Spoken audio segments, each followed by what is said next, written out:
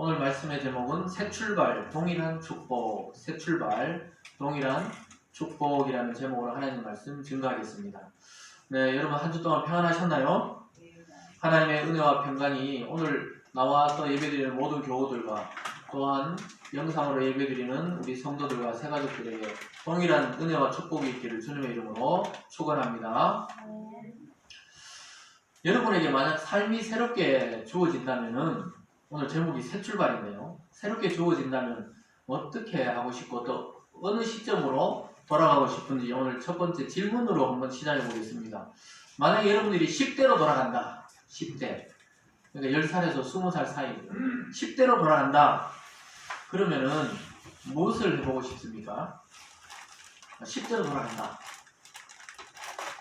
그러니까 청소년 시대로 돌아가면 무엇을 다시 해보고 싶은 생각이 드십니까?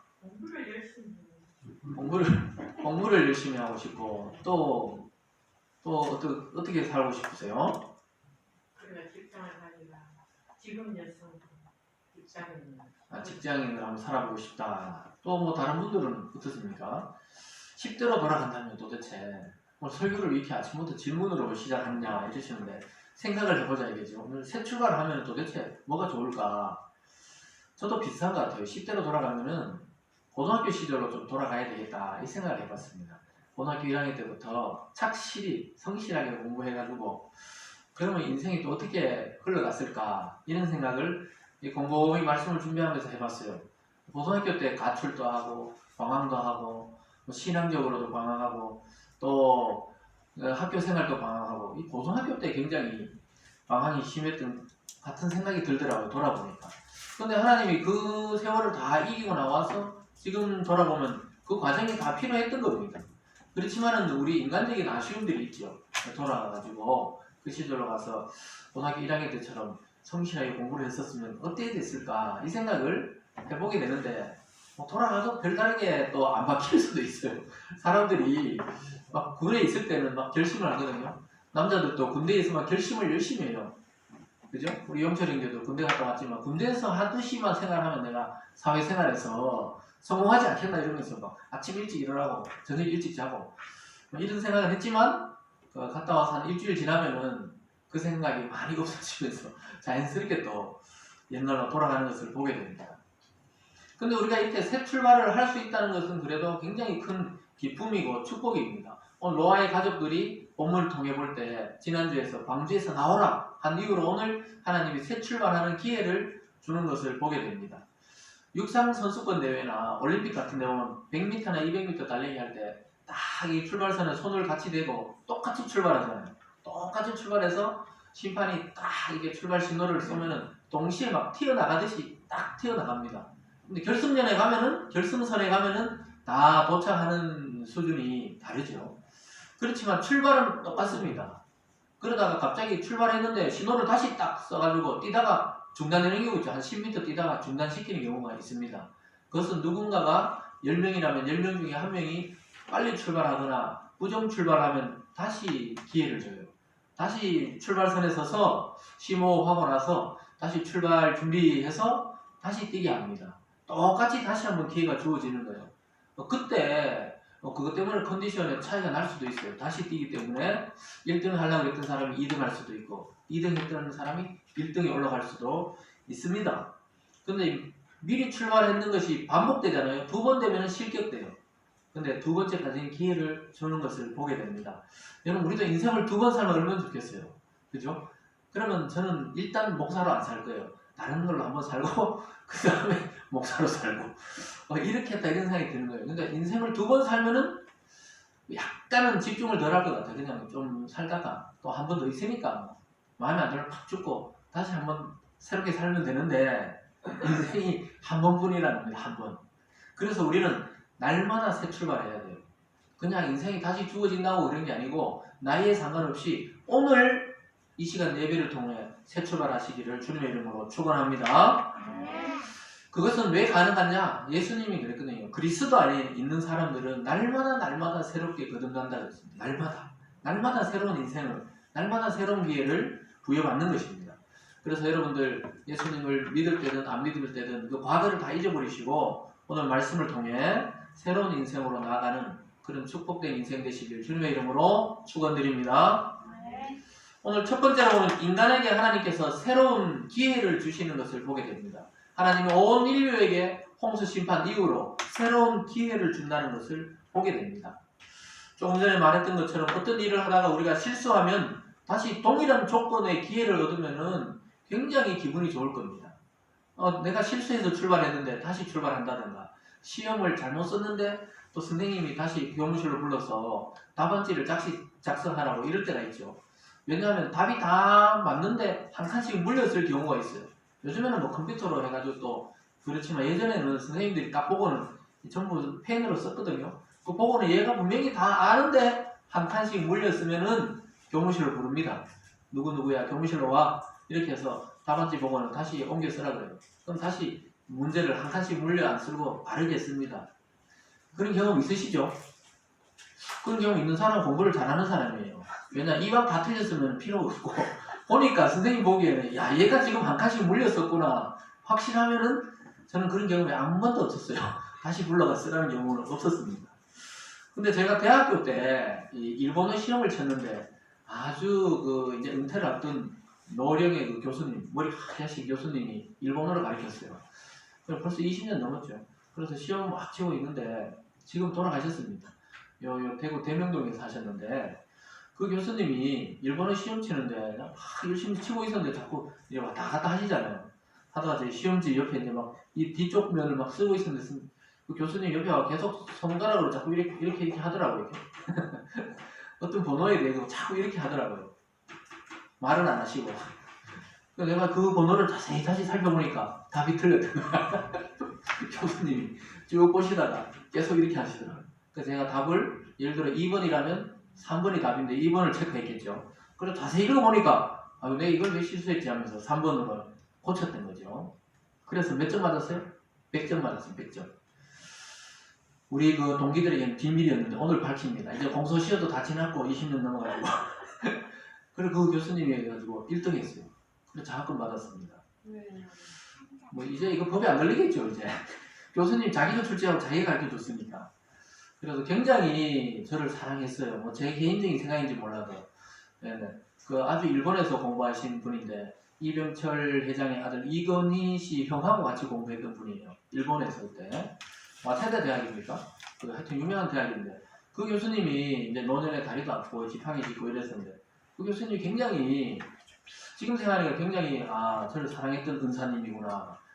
문제도 가르쳐줬지만 예전에 자기 그 숙소로 불러오셔가지고 또 일장 훈계도 하시고 이랬는데 그 말 듣기를 잘했다 이런 생각이 들어요. 그때 뭘 딴 거 하지 말고 공부를 해라 이런 이야기를 계속 하셨는데 어쨌든 새로운 기회를 주고 또 누군가가 새로운 또 기회를 준다는 것은 우리 인생에 굉장히 중요한 터닝 포인트가 되기도 한다는 것입니다.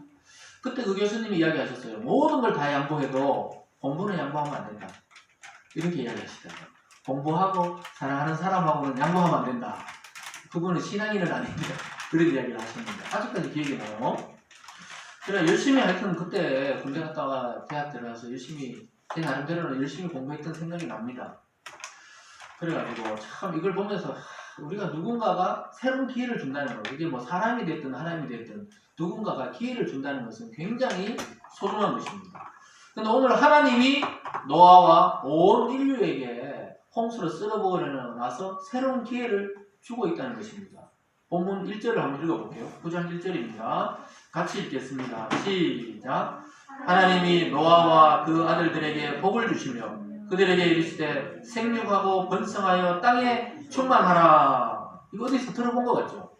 네? 생육하고 번성하고 땅에 충만하라. 하나님 이거 누구에게 원래 약속했던 약속입니까? 네? 아브라함 말고 노아가 아브라함 뒤인데 아브라함 전에 노아 전에 누굽니까? 창세기 우리가 2장쯤 1장 마지막에서 있네요.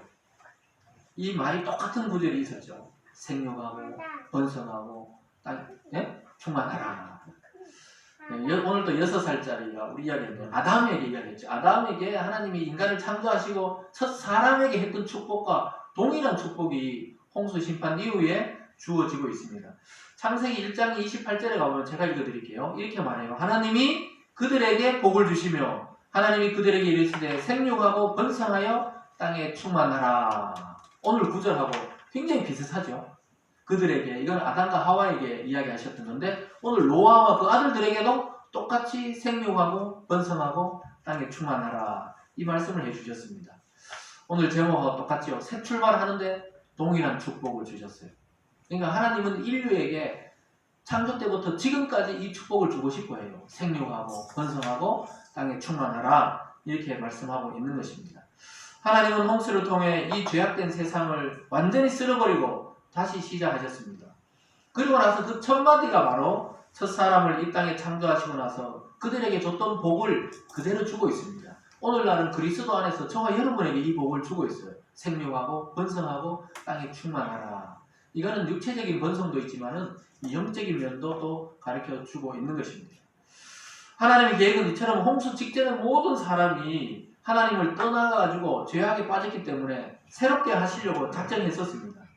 그런데 하나님은 새롭게 하는데 똑같은 사람이 아니라 새로운 사람 노아를 통해 하시면서도 축복의 말씀은 똑같은 말씀을 줬어요. 왜요? 하나님의 약속은 변하지 않기 때문입니다.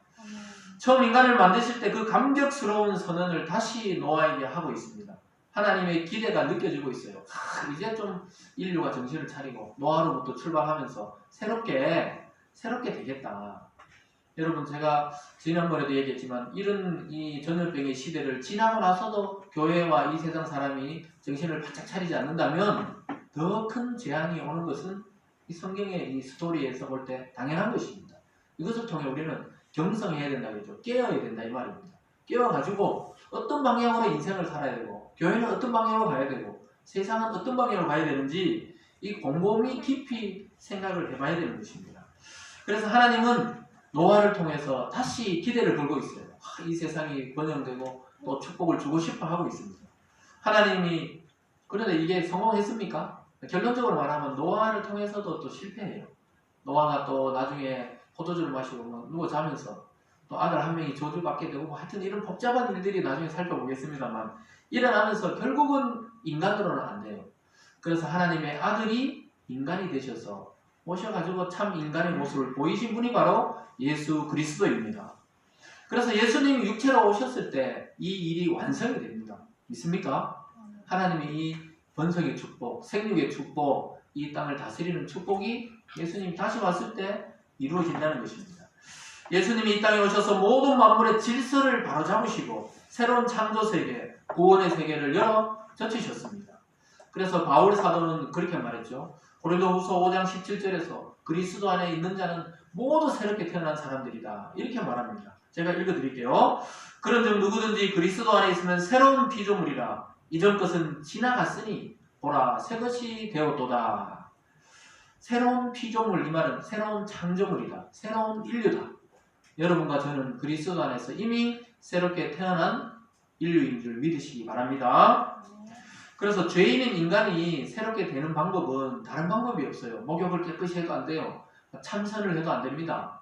산에 가서 돌을 닦아도 안 돼요. 오직 그리스도, 예수님 안에서 새롭게 태어나는 줄 믿으시기를 주님의 이름으로 축원합니다.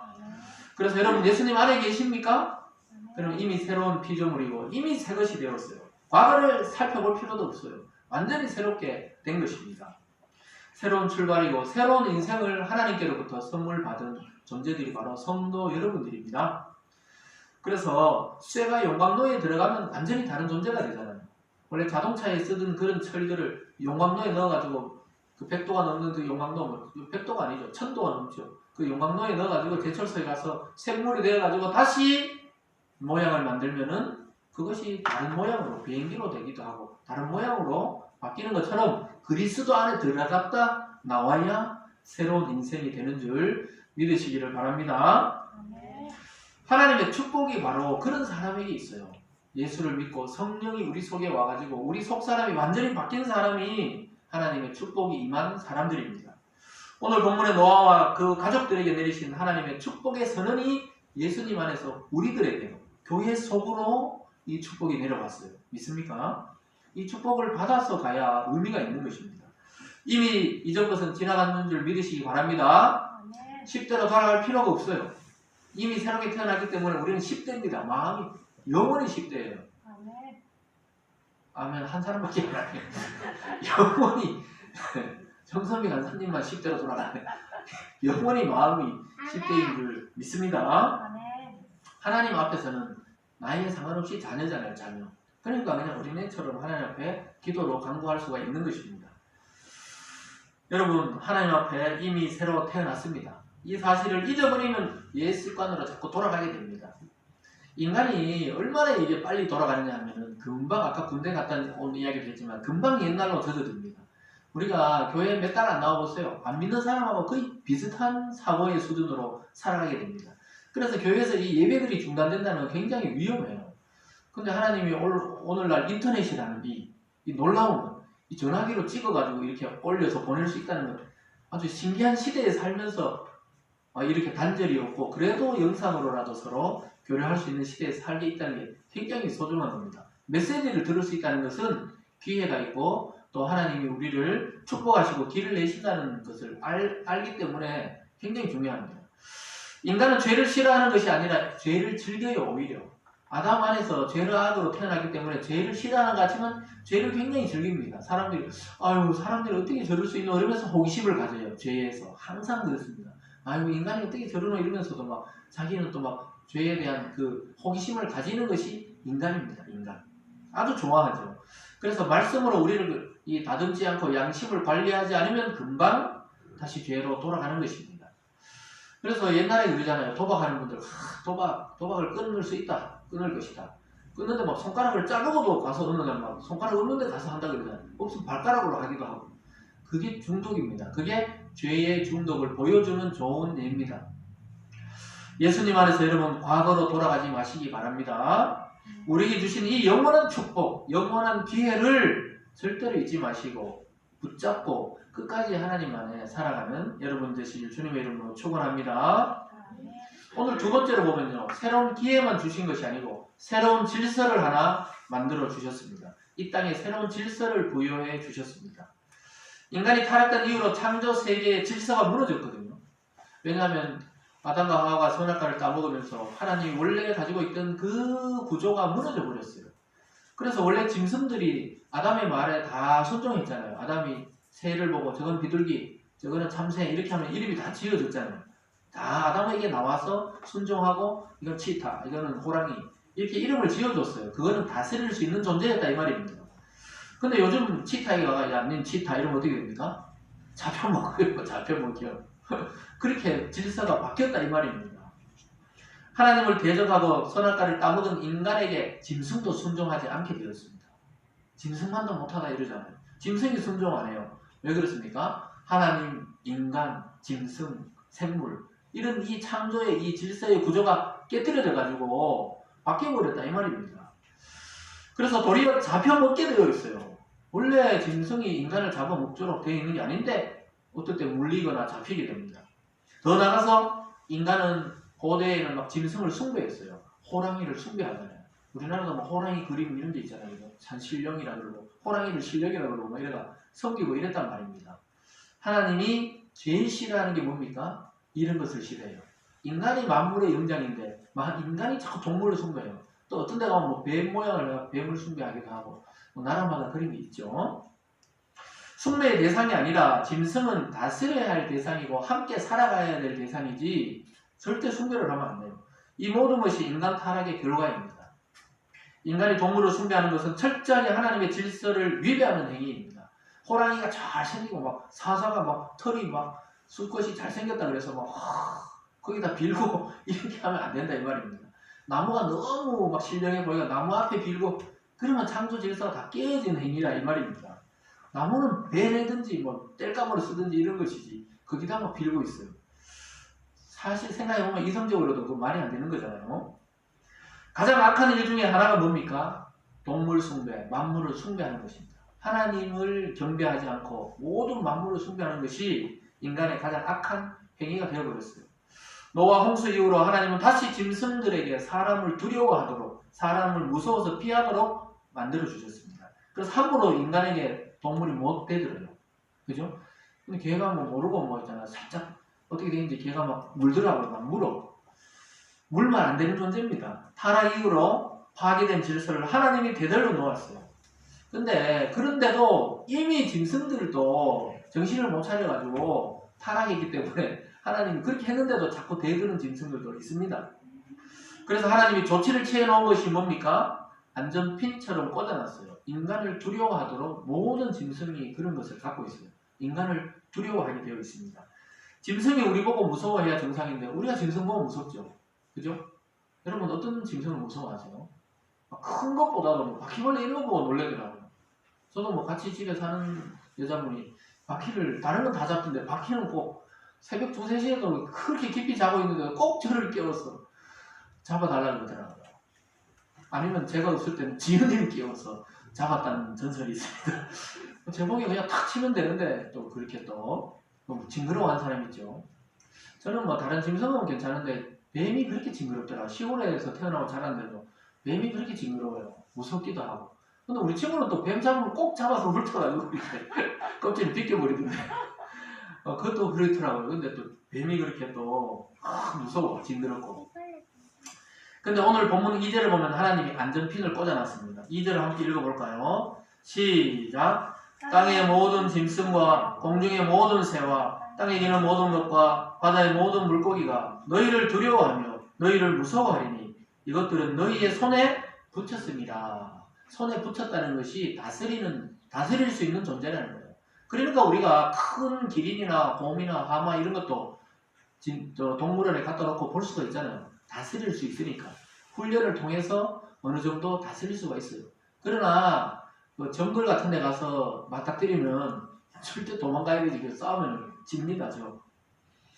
그래서 하나님이 창세기 1장에서 주셨던 그 만물을 주관하라 이랬던 것을 다시 한번 회복시켜 주시는 것입니다. 짐승과 모든 만물이 다시 인간에게 순종하도록 두려움과 무서워하는 마음을 그 짐승들 속에 하나님이 넣어 놓으셨습니다. 그렇지 않다면 우리는 절대로 동물원 같은데 동물을 가다 놓을 수도 없고, 왜냐 아예 말을 안 들으니까. 그죠? 코끼리 같은 거 달성공원에 가도 코끼리 있더라고. 2마리 엄마 애기 코끼리 우리 있는데, 그런 코끼리들이 만약 우리에게 덮치면 우리가 살아날 수 있을까요? 그냥 지나가다 코끼리가 우리 위에 앉았다 잠시 쉬어간다고. 걔는 잠시 쉰 거지만 우리는 영원히 쉬게 된다는 것입니다. 그런데 코끼리든 사자든 호랑이든 바로 달려들지 못해요. 사람이. 왜 그렇습니까? 두려워하는 마음을 하나님이 그 짐승들 속에 넣어놓은 거예요. 인간을 두려워하고. 왜 그러냐면요, 보통 4발로 기어다니잖아요. 짐승들이 4발로 이렇게 다니죠. 따라오고 있죠. 마스크에서 항상 표정을 모르니까 지금 말씀을 듣고 있는지 안 듣고 있는지. 그러니까 이게 전부 4발로 이렇게 있잖아요. 그럼 우리는 2발로 서서 있으니까 그 짐승들이 보기에 인간이 굉장히 커 보인답니다. 그 과학자들의 말을 따르면은 인간이 서 있으니까 이 등치가 이렇게 커 보인대요.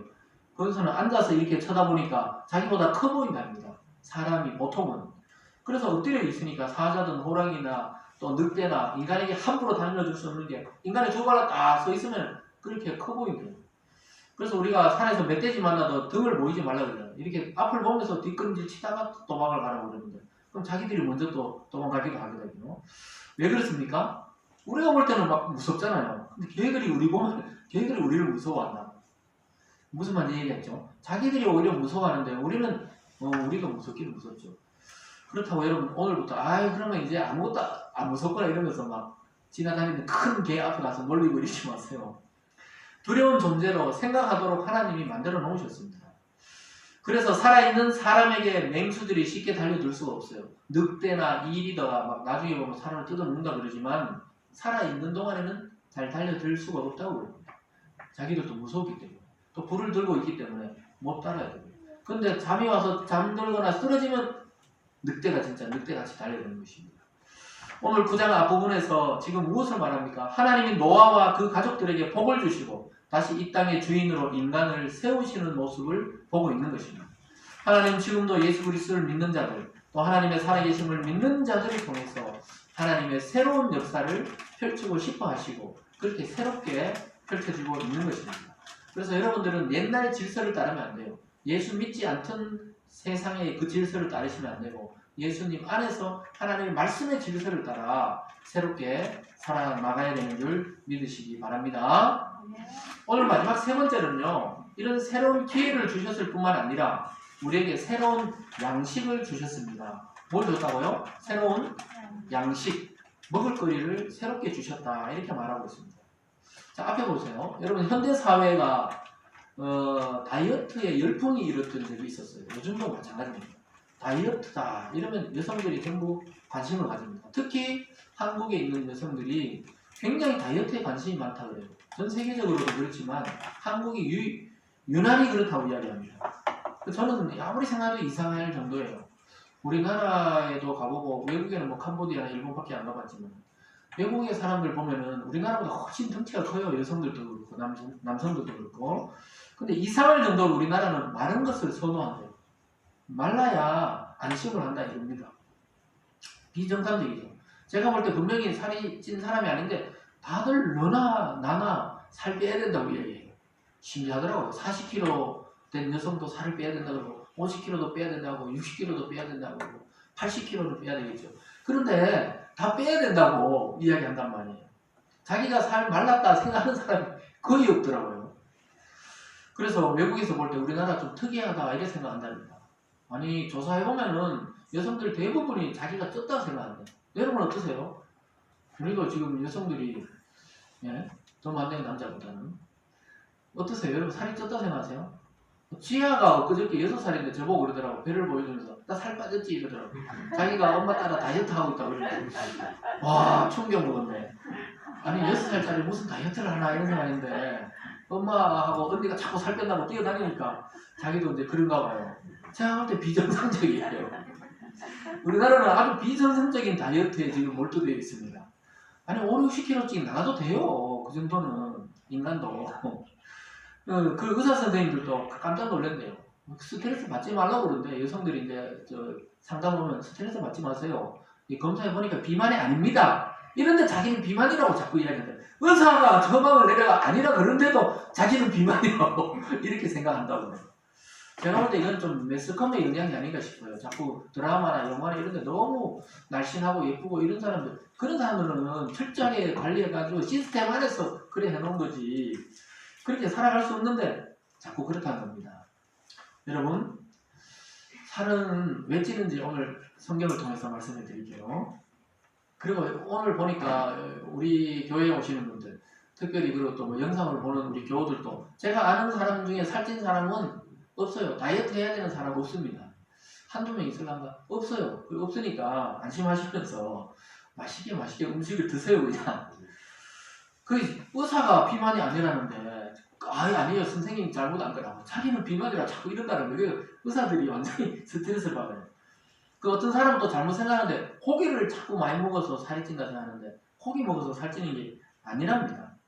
왜냐하면 동물과 인간은 좀 다르지만 여러분 풀을 먹는 짐승들이 더 크다는 것을 여러분 알고 계세요? 코끼리가 뭘 먹습니까? 고기를 뜯어 먹어요? 코끼리는 풀을 먹어요. 소는 누가 키웁니까? 소는 농부가 키우는데 뭘 먹어요? 풀을 먹어요. 여물을 먹어요. 저도 시골 살 때면 여물을 잘라가지고 솥에 끓여가지고 혓바닥 막 길어요. 이거 확 이래가지고 소는 엄청 먹습니다 사실. 그런데 그 풀을 먹잖아요. 근데 덩치가 엄청 크죠. 기린은 나뭇잎을 먹어요. 근데 키가 그렇게 커요. 그래서 여러분 고기를 안 먹어도 어떻게 해요? 살이 찐다고요.